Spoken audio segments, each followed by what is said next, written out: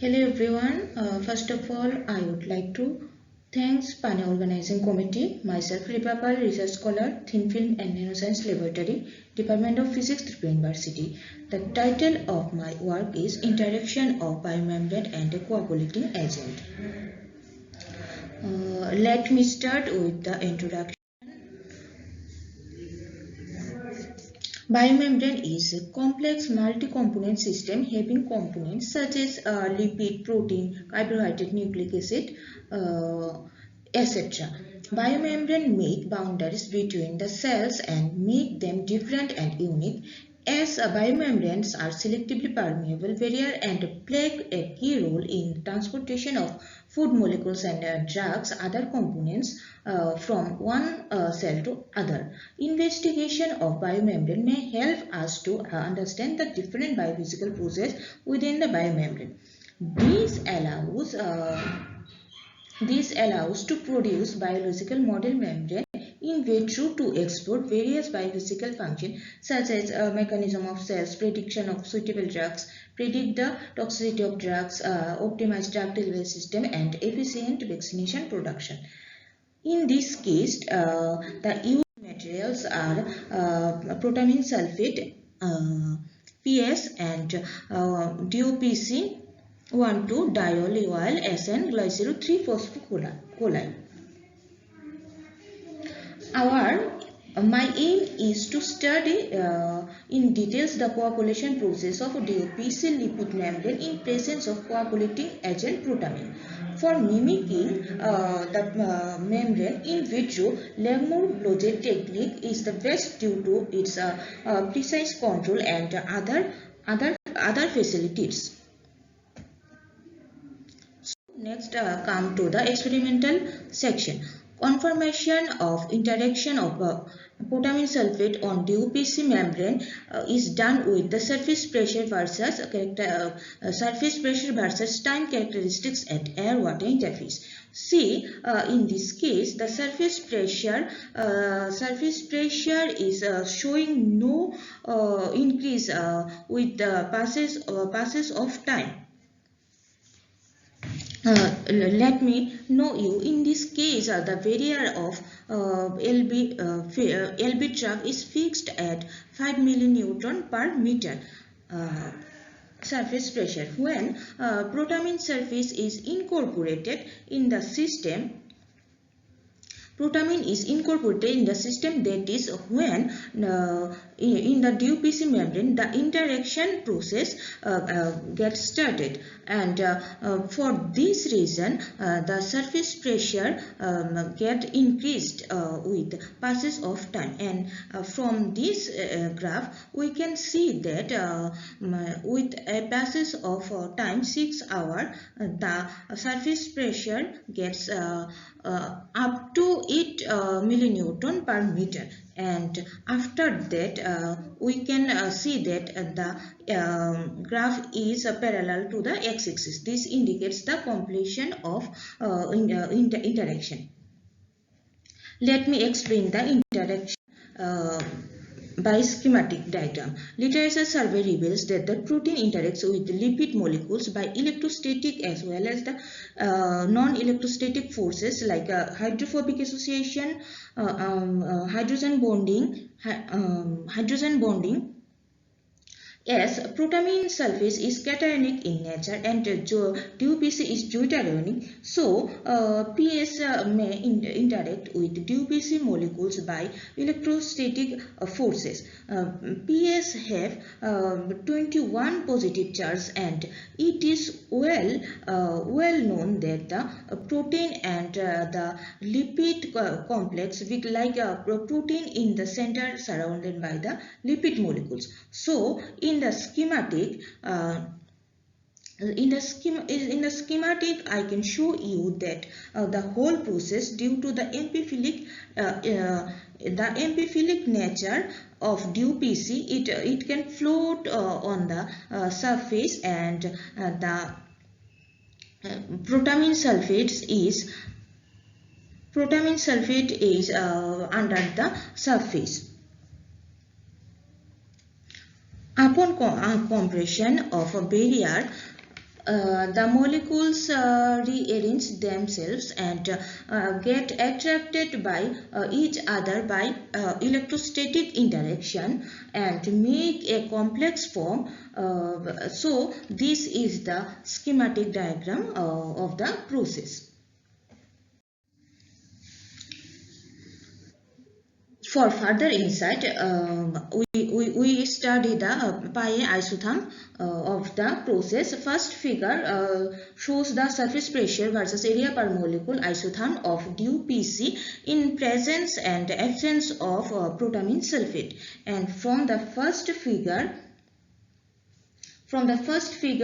we can see that when we incorporated protamine sulfate in the DuPC membrane, the lift-off area is get increased up to 120 minutes, and after that it becomes stable and no change in the lift-off area. And the inside figure shows the mean molecular area versus waiting time of interaction between the DuPC and pH molecules, and these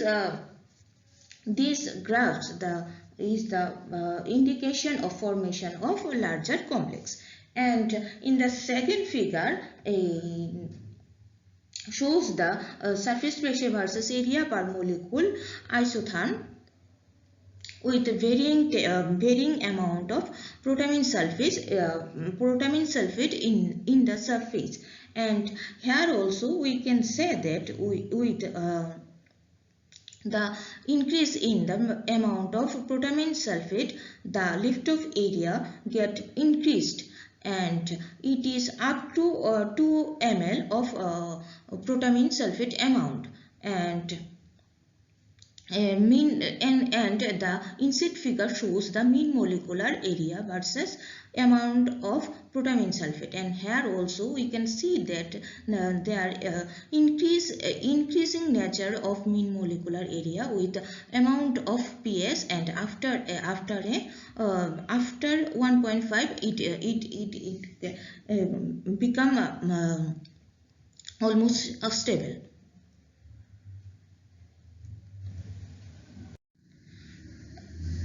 Here the corresponding surface pressure versus compressibility graphs of DuPC and protamine DuPC complex monolayers. Here the black curve for DuPC and the other is for PS DuPC complex. Basically, the peaks in the surface pressure versus compressibility denote the phase condition and phase transition of the system. And you can see that in the first figure, in case of 60 minutes, we get a lowest value of compressibility, and we can see that we can say that from this curve, for 60 minutes around 25 millinewton per meter, the membrane become more stable. That is compressibility is lowest, and in this case the coagulation is much. And for the second figure, we can see that for 1.5 ml of DuPC and 1.75 ml of protamine sulfate, the coagulation process is best. I forgot to tell that in all cases the amount of DuPC spreading is 25 microliter per microliter, and the concentration is 0.5 mg per ml.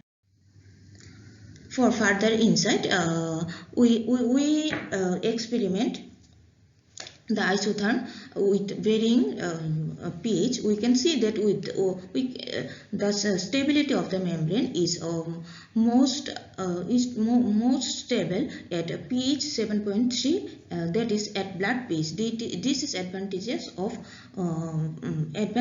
for us. This table contains the various parameters extracted from the bioisotherm. And from this table also we can see that the compressibility is lowest at pH 7.3. That is, it is the best condition for blood coagulation.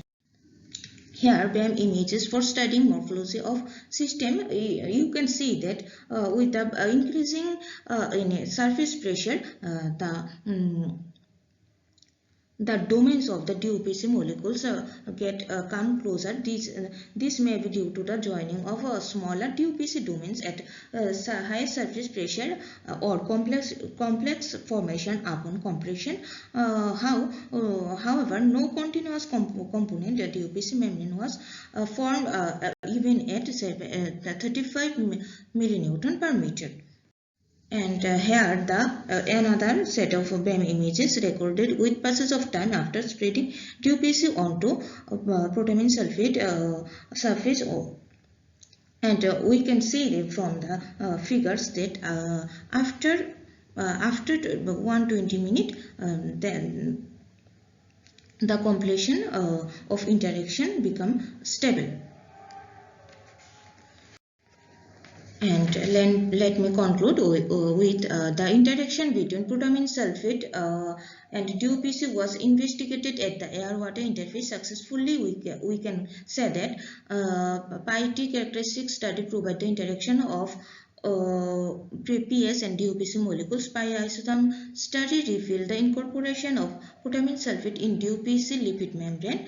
Isotherm also gives about the ideas about the coagulation process with amount and time profile. The compressibility study reveals an increase in rigidity of DOPC membrane when it interacts with PS. BAM micrographs gives us the visual information about the interaction between PS and DOPC Langmuir monolayer.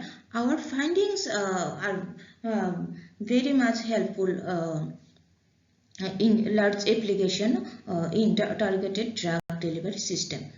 And these are some references. Thank you all.